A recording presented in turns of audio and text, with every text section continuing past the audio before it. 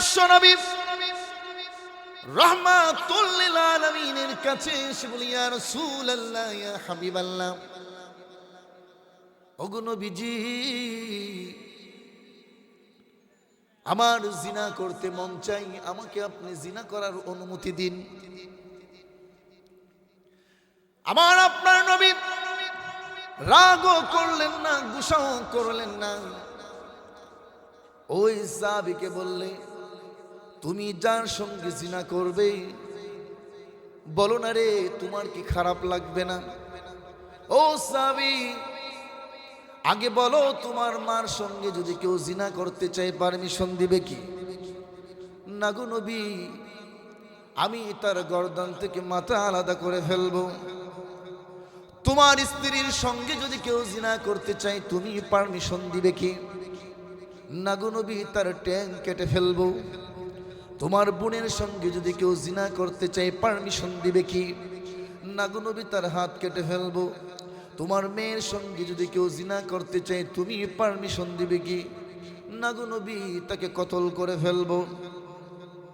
আল্লাহর নবী বলে, ও সাহাবী, তুমি যার সঙ্গে জিনা করতে চাও, ওই মেয়ে তো কারো মা হতে পারে, কারো স্ত্রী হতে পারে, কারো মেয়ে হতে পারে, কারো বোন হতে পারে। একজন মহিলা 4 ভাগে বিভক্ত। এই মহিলাটা কারো মাও হতে পারে, আবার কারো বোন হতে পারে, আবার কারো মেয়ে হতে পারে, আবার কারো স্ত্রী হতে পারে। ও সাহাবী, তোমার কাছে যেমন তোমার মার ইজ্জত আছে, তোমার কাছে যেমন তোমার স্ত্রীর ইজ্জত আছে, তোমার কাছে যেমন তোমার বোন এবং তোমার মেয়ের ইজ্জত আছে, যার সঙ্গে তুমি জিনা করবে তারও তো একটা ইজ্জত আছে। তুমি কেমনে তার সঙ্গে জিনা করবে? আল্লাহর নবী কোরআনের আয়াত শোনায়া দিল। শোনায়া দেওয়ার পরে সাহেব বলে, ইয়া রাসূলুল্লাহ, ইয়া হাবিবাল্লাহ, ওগো নবীজি, আমি এত সুন্দর চরিত্র কোনো দিন দেখি নাই। আমার আপনার নবীর চরিত্র ছিল মহাগ্রন্থ 30 পারা আল কোরআন, ঠিক কিনা? আর একটু জোরে বলেন। আম্মা জান আয়েশা রাদিয়াল্লাহু তাআলা আনহার কাছে এসে জিজ্ঞাসা করিয়া, উম্মুল মুমিনিন আম্মা জান আয়েশা, আমার নবীর চরিত্র কেমন? আম্মা জান আয়েশা বলে, সাহাবীরে, তোমরা কি কোরআন পড়া নাই? হ্যাঁ, পড়েছি। আম্মা জান আয়েশা বলে, পূর্ণ 30 পারা কোরআন আমার স্বামী বিশ্ব নবীর পবিত্র চরিত্র, ঠিক কিনা বলেন? সাহাবীরা কি বলে, ইয়া রাসূলুল্লাহ, ইয়া হাবিবাল্লাহ, ওগো নবীজি, আমি আজ থেকে তওবা করলাম, আর জিন্দেগিতে কোনোদিন জিনা করব না। মরুভূমি, একই রাস্তা দিয়ে এক যুবক হেঁটে আসে, আরেকটা মহিলাও একই পথ ধরে আসতেছে। এবার ওই মহিলা যুবককে দেখে থর থর করে কাঁপতেছে। এবার মহিলা মনে মনে ভাবছে, ওই যুবক তো আমার সর্বনাশ করে ফেলবে, কারণ আরবের যুবকদের চরিত্র ভালো না। মহিলা দেখলে জাপায়া পড়ে। কাছে আসার পরে যুবক ডেকে বলে, মা, ও মা, আপনি কি রাস্তা হারায়া ফেলছেন নাকি?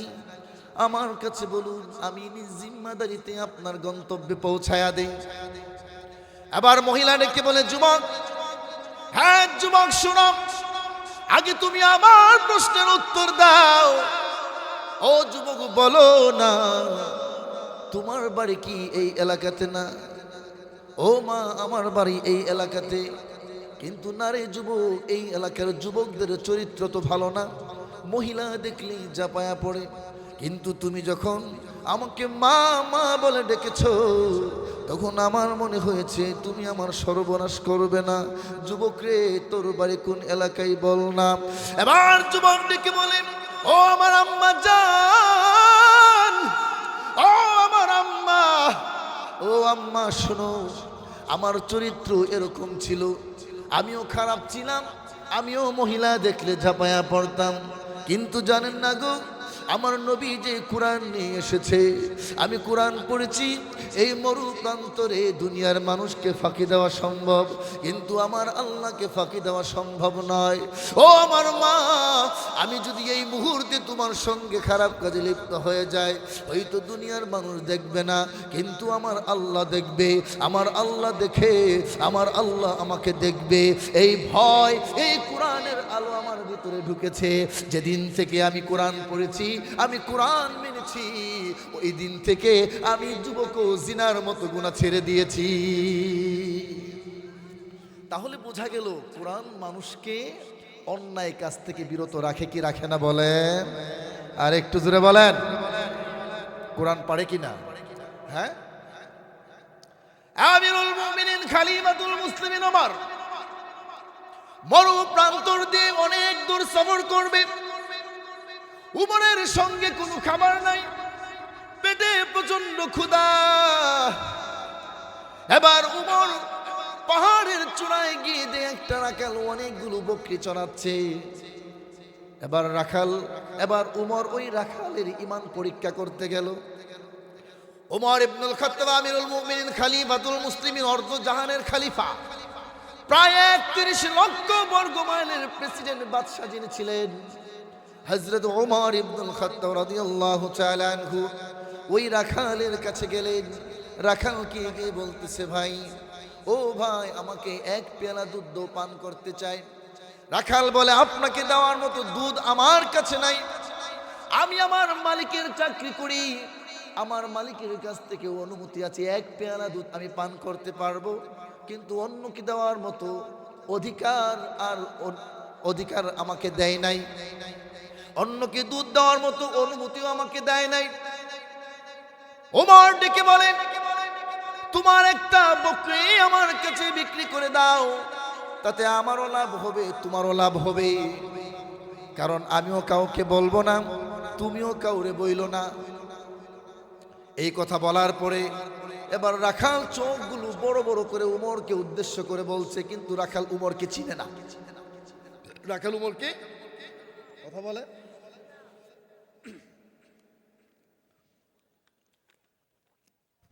রাখাল উমরকে চিনেন না। এবার রাখাল উমরকে ডেকে বলে, মানুষটা তো লম্বায় কম নাই,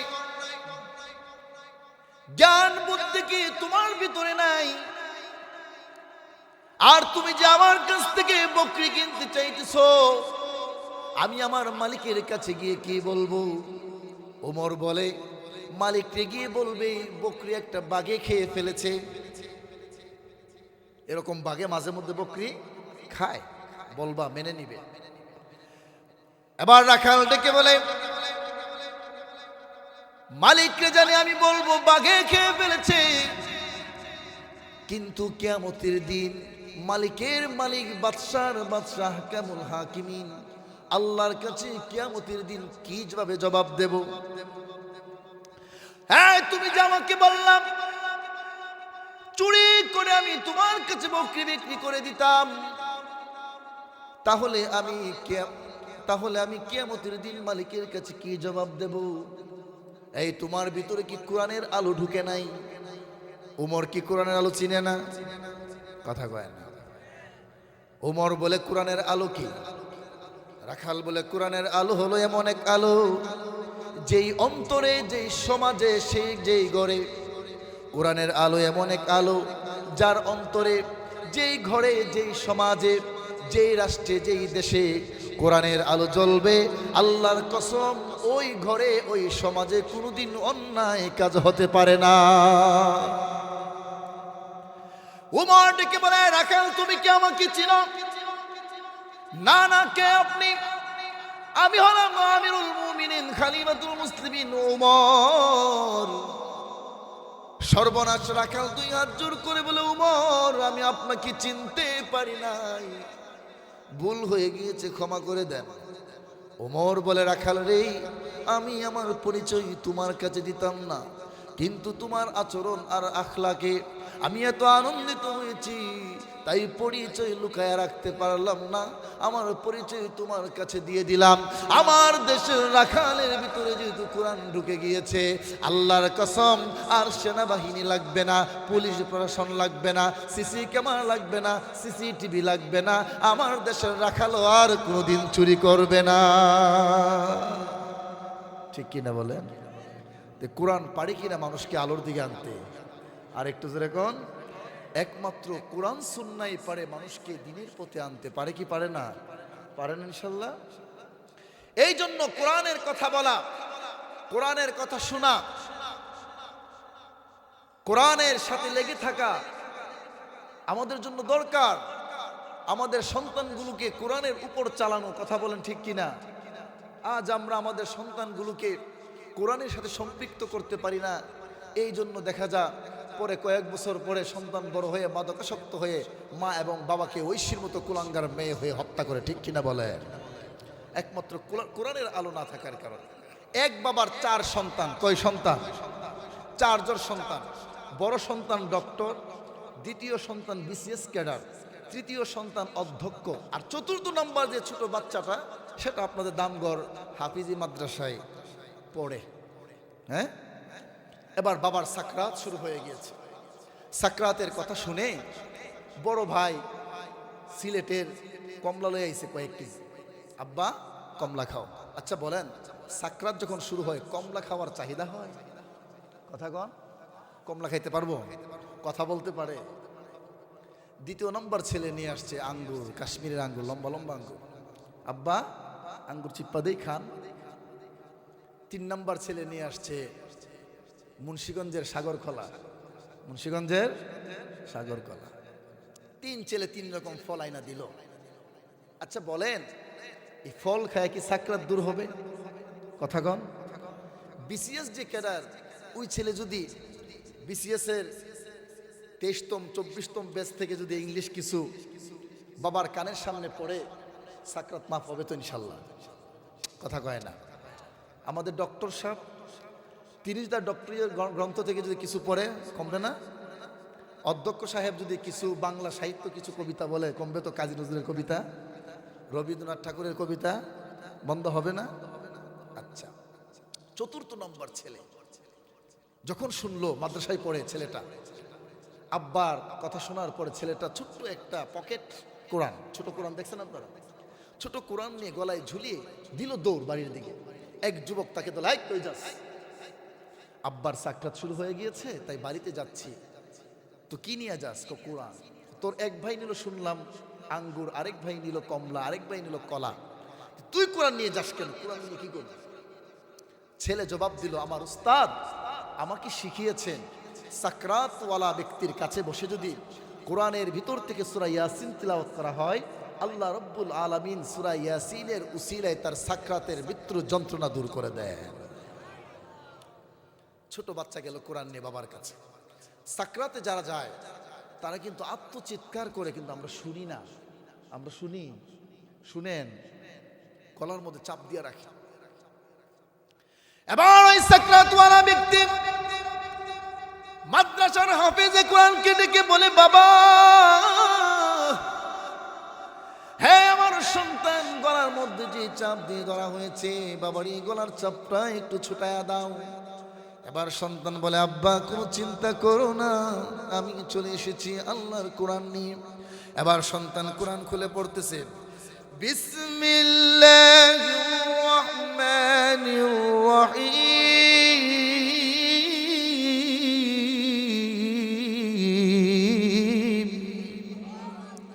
ইয়াসিন ওয়াল কুরআনিল হাকীম, ইন্নাকা লামিনাল মুরসালিন।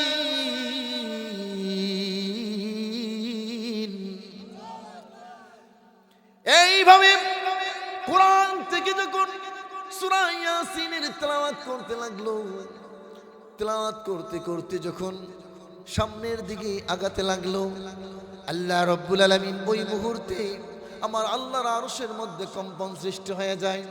আমার আল্লাহ ওই সময় ফেরেশতাদেরকে ডেকে বলে, ও ফেরেশতারা, আমার আরশ কেন কম্পিত হচ্ছে বলো না? ফেরেশতারা ডেকে বলে, মালিক আপনার এক বান্দা কোরআনের হাফেজ, কোরআন থেকে কোরআনের দিল সূরা ইয়াসিন তেলাওয়াত করতেছে, কোরআনের সূরা তেলাওয়াত ইয়াসিন তেলাওয়াত করার কারণে এই অবস্থা হচ্ছে।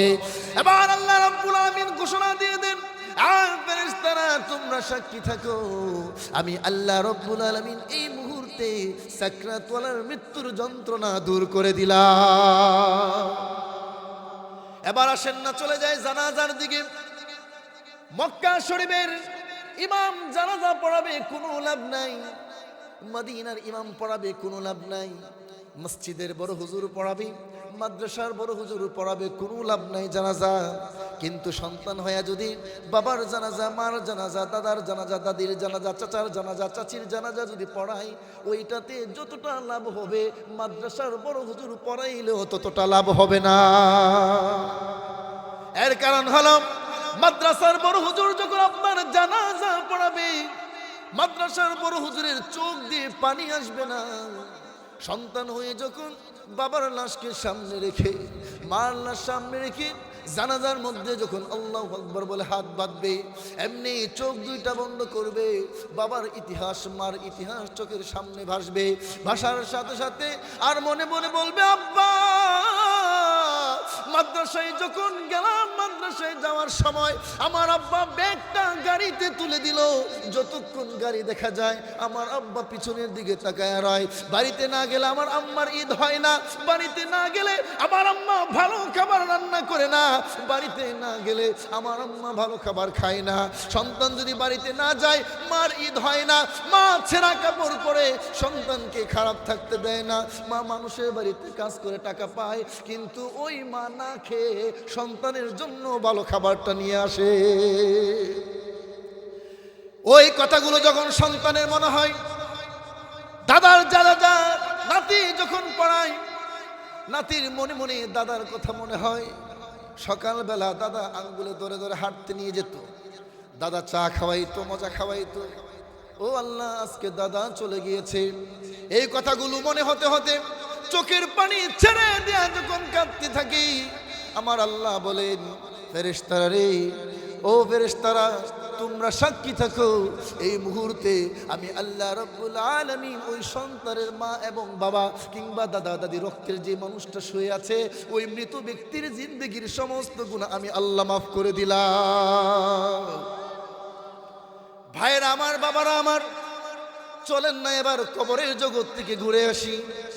যখন আপনাকে কবরের ভিতরে রাখা হবে, মুমিন হোক আর কাফের হোক, প্রত্যেকের কবরের ভিতরে মাটি কিন্তু চাপ দিতে আসবে।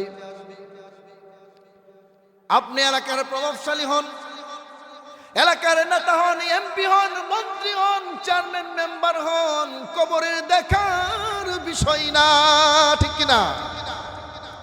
দুনিয়ার জমিনে নেতাগিরি করে অন্যায় থেকে ফেরত আসা যায়, অন্যায় করে জেল থেকে টাকা দিয়ে, ঘুষ দিয়ে, পুলিশকে দিয়ে আসা যায়, ঠিক কিনা বলেন? আর একটু জোরে কোন। অন্যায় করে নেতাকে নেতার পরিচয় দিয়ে ছুটে আসা যায়, কিন্তু কবরের এমন একটা জগৎ, ওই জগতে নেতাগিরি চলবে না, বংশের পাওয়ার চলবে না, ক্ষমতা চলবে না, মেম্বারগিরি, চেয়ারম্যানগিরি, এমপিগিরি, মন্ত্রীগিরি, কোনো গিরি চলবে না। এখানে একমাত্র চলবে ঈমান এবং আমলগিরি। যদি কেউ ক্ষমতা দিয়ে, যদি কেউ নবীর সন্তান হয়ে, নবীর স্বামী হয়ে, নবীর স্ত্রী হয়ে যদি কেউ বেঁচে যাইতো, নূহ আলাইহিস সালামের সন্তান কবরের আযাব থেকে বেঁচে যাইতো, ঠিক কিনা বলেন? আরে ফাতেমা রাদিয়াল্লাহু তাআলা আনহাকে মৃত্যুর পরে কবরের সামনে হাজির করা হলো। সাহাবীরা কবরের কাছে গিয়ে বলে, এ কবর, তুমি কি জানো কাকে রাখতে এসেছি? একবার, দুইবার, তিনবার। এবার সাহাবীরা বলছে, কবর রে সাধারণ কোনো মানুষ নয়, বিশ্ব নবী মুহাম্মদুর রাসূলুল্লাহর কলিজার টুকরা, ঠিক কিনা বলেন? আরো জোরে। আদরের দুলালি কলিজার টুকরা ফাতেমা রাদিয়াল্লাহু তাআলা আনহা, ওয়াল হাসান ওয়াল হুসাইন সাইয়্যিদ শাবাবি আহলিল জান্নাহ, জান্নাতের যুবকদের লিডার হাসান হুসাইনের আম্মা। ও ফাতিমাতু সাইয়্যিদাতু নিসাই আহলিল জান্নাহ, সমস্ত মহিলাদের জান্নাতের সর্দারনি ফাতেমা। আলীর স্ত্রীকে রাখতে এসেছি, সাবধান, কোনো কষ্ট দিও না। আল্লাহ রাব্বুল আলামিন কবরের জবান খুলে দিল। এবার কবর ডেকে বলে, ও আগন্তুক লোকেরা শুনে রাখো, আমি বিশ্বনবীর কন্যাকে চিনি না, আমি হাসান হুসাইনের আম্মাকে চিনি না, আমি ফাতেমাকে চিনি না, আমি চিনি ঈমান এবং আমল। ইমান এবং আমল যদি ভালো হয় আমি কবর তার বন্ধু হয়ে যাব, আর ইমান এবং আমল যদি ভালো না হয় আমি কবর তার চিরদিনের শত্রু হয়ে যাব। হ্যাঁ যুবক ভাইরা, আজ তোমরা যারা বেনামাজি হয়ে জমিনে ঘুরো, যারা তোমরা ফজর পড়ো না, জোহর পড়ো না, আসর পড়ো না, মাগরিব পড়ো না, এশা পড়ো না, 360 দিনে একদিন নামাজ পড়ো না, ও আমার ভাইয়েরা, যারা তোমরা দম্ভ আর অহংকার, অমুক অমুক নেতার পিছে তমুক নেতার পিছনে ঘুরো, নেতার পিছনে ঘুরতে ঘুরতে যারা নামাজ কাজা করে ফেলতেছো, আল্লাহর কসম কবরের আযাব কোনো নেতা কর্মীর নিবে না। ঠিক কিনা বলেন? কোন পীর মুরিদের আযাব নিবে না, কোন নেতা তার কর্মীর আযাব নিবে না, মা এবং বাবা সন্তানের আযাব নিবে না। এবার আসুন না, কবরের মধ্যে যখন লাশটা রাখা হবে, দুই দিক থেকে মাটি চাপ দিতে আসবে, দুই দিক থেকে যখন মাটি চাপ দিতে আসবে, এমনি তাকায়া দেখবে সুন্দর ফুটফুটে একটা পাখি বুকের মধ্যে সে বসলো। এবার ওই মৃত ব্যক্তি, মুর্দার ব্যক্তি, কবরওয়ালা এবার সে পাখিকে উদ্দেশ্য করে বলবে, ও পাখি তুমি কে গো, তুমি কেন কবরের ভিতরে? এবার পাখি ডেকে বলবে, নাম ধরে ধরে বলবে, আব্দুর রহমান, আব্দুল সাত্তার, আব্দুল গাফফার, এ আয়েশা, ও ফাতেমা, ও খাদিজা। চিন্তার কোনো কারণ নাই, মাটি তোমাকে চাপ দিতে পারবে না। এবার ওই ব্যক্তি ডেকে বলবে, কে গো তুমি? মাটি যখন চাপ দিতে আসবে তুমি আমি সব তো একেবারে নিষ্পিষিত হয়ে যাব। পাখি মুস্কি হেসে হেসে বলবে, ও আব্দুল্লাহ, তুমি কি আমাকে দুনিয়ার জমিনের বাবুই পাখি মনে করেছো? আমি তো দুনিয়ার জমিনের বাবুই পাখি নই, আমি তো দুনিয়ার জমিনের ময়না পাখি, টিয়া পাখি নই। না না, আমি দুনিয়ার জমিনের পাখি নই, আমি হলাম আল্লাহর কোরআন পাখির সুরত ধরে তোমার কবরের ভিতরে ঢুকে পড়েছি। যতক্ষণ পর্যন্ত আল্লাহ তোমাকে জান্নাত না দিবে আমি পাখি ততক্ষণ পর্যন্ত তোমাকে একটা মুহূর্তের জন্য ছেড়ে যাব না। এবার ওই ব্যক্তি বলবে, পাখি আমি তো কোরআনের কোনো হাফেজ ছিলাম না, তাহলে কেন তুমি কোরআনে কবরে ঢুকেছো? তাফসীরের মধ্যে সুন্দর ভাষায় লিখেছেন, রুহুল মাআনিতে অসাধারণ কথা লিখেছে। এবার ওই পাখি ডেকে ডেকে বলবে, তুমি কোরআন পড়ো নাই, তুমি কোরআনের হাফেজও ছিল না, কিন্তু তোমার ছেলে কোরআনের হাফেজ ছিল। আল্লাহু আকবার, আরো জোরে আল্লাহু আকবার। অথবা সে বলবে, আমার সন্তানও কোরআনের হাফেজ ছিল না, তোমার ভাতিজা ছিল।